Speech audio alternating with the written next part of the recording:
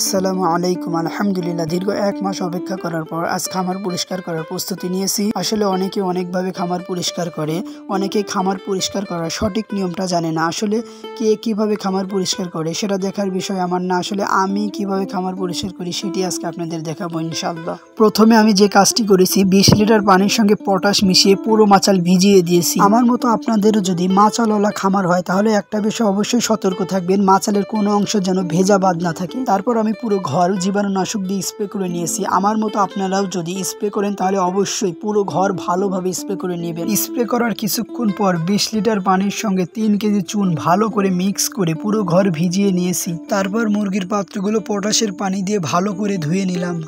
আলহামদুলিল্লাহ, ফাইনালি খামার জীবাণুমুক্ত।